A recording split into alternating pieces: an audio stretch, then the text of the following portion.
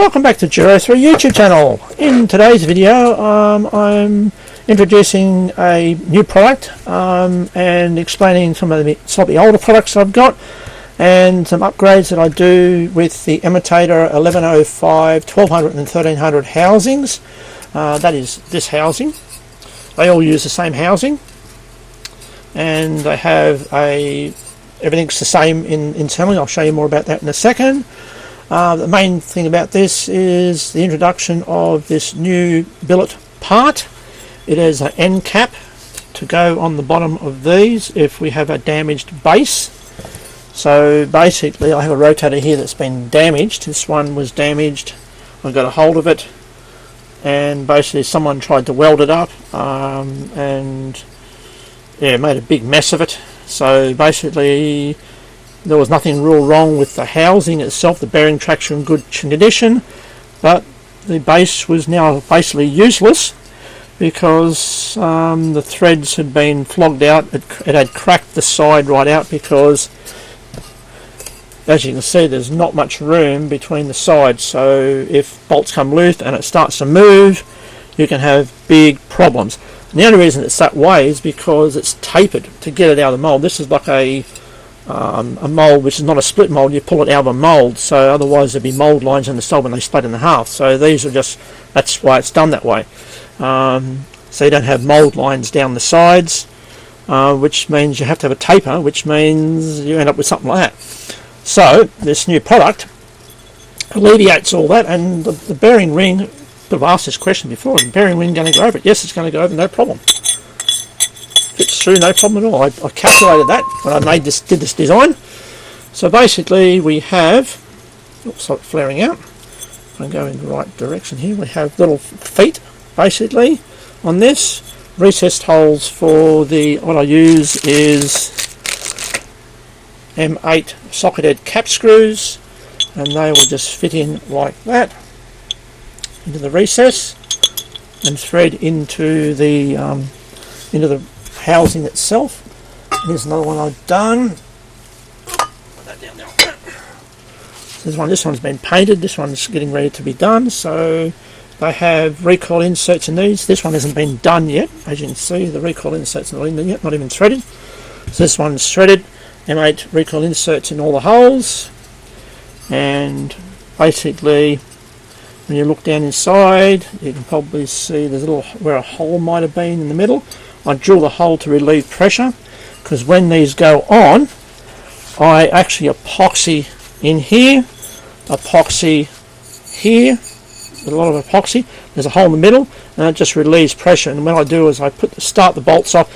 These all have recoil inserts in them, as I would fix this up as it would be, and what I do is I start the bolts, I then put in my press and press it all together, do the bolts up and hold under pressure with the brake press and basically lock it in place. So it's epoxied as well as being bolted, and the epoxy goes up over the sides a small way and just fills this cavity up here, and then the excess will bleed up through the hole in the bottom. This one, it had a little bit coming up through that one there.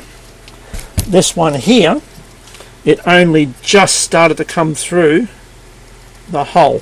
So it's just basically, you know, how do we go with these? So we'll just put this back over here again. So this new end cap, I can't think of what I named it at the present moment, but it's 1105, 1200 and 1300 end cap basically. So yeah, so it's raised sides, all billet aluminium, aluminium, not aluminum, geez. And basically it's all been milled from a company locally to me, the same people that make this plate here for me. So I just sort of mentioned this. So this just is a game changer for salvaging and repairing some of these rotators. So the next little update is this AP, where is it written? It's written on here, MC1219 AP adapter plate. This adapter plates I've been using for a while now. It's just I haven't actually done much of a video on one. It's a 20mm plate and it mounts to the top of the housing. it mainly replaces the wobble plate that they had on the 1300s to accommodate this nice mast bracket. I'll get back over there so you actually can see it. Hefty looking thing, and that just bolts straight to the top of this, and then it will mount. If I put both of them on here, that's its maximum clamping range. I think it's 80 mil, and then when you push them all the way in, it does 55 or something in the pulling range, in the clamping range. I actually did the design a few years ago now, but never really did a video on it. This is just a painted version.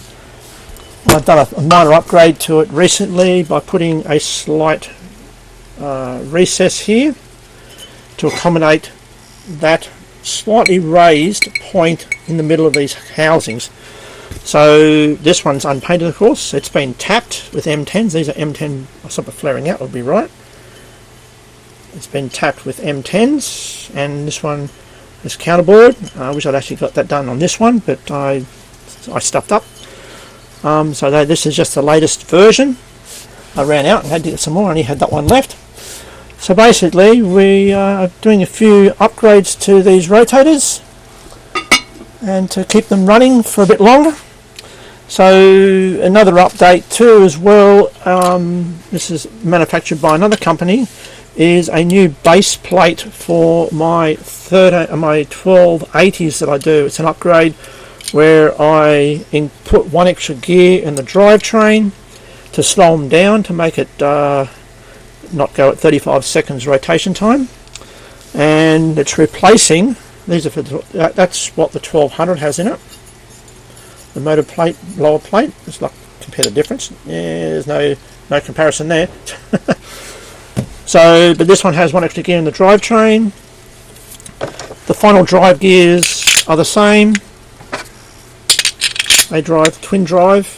So the 1105, 1200 and 1300 all use that twin drive system.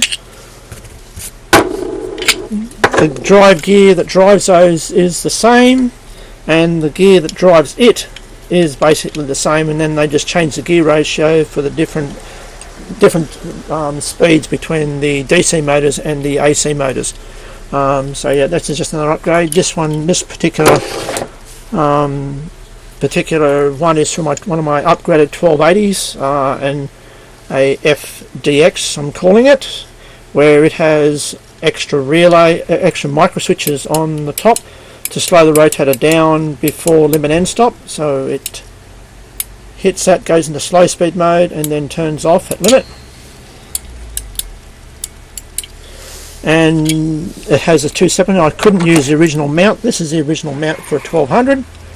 And if I double stacked it, the switches would have been hitting the top, so I had to physically do it a different way. This one's one of the later model ones that was done, which has the bigger 1M4 or 004 diodes in it.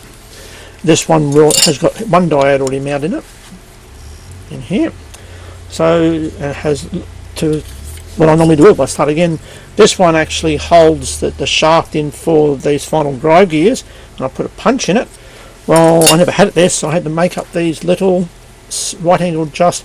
It only just has to hold the shaft in position, that's all it needs to do. So I made those up, and so that can actually hold that in place. So yeah, that's just a few upgrades that I'm doing. I've got a few of these plates here, mainly for the 1280 version, because I just wanted a bit stronger, and this is a lot bigger, where the original plate, this is the original plate, it's the original plate, so it's quite thin and it's a bit small, so any grease flies off, goes everywhere. This one actually fits neatly in the actual, it lines up and it goes out to the edge of the actual thing, so you're not getting grease falling down the side. It's a lot bigger, a lot stronger, as you know, it's way stronger because of that. And the shafts in this one, well, these ones are pressed in, so basically they get grooves on the side of the shafts. Probably can just say it's like marked in, flaring out on me. So basically I sort of groove the side of them. There's like a knolling on the side of them, and then basically they are just cooled down, and this is heated up a bit, and then they are pressed in. I use this, which is an old one of their plates. I use this as a gear alignment plate to get those gears in the right place, those shafts so they're in the right place, and I just use this and square it up with all that. So yeah, here we go. This is another product that I've gotten done. So this is an upcoming rotator coming up. So there we go. I think I'm up to date. I think showed you that. So this will probably do for now. I shall leave it with you. This is just an update of the upgraded products and new products that I'm working with. So we shall catch you in the next video. Bye.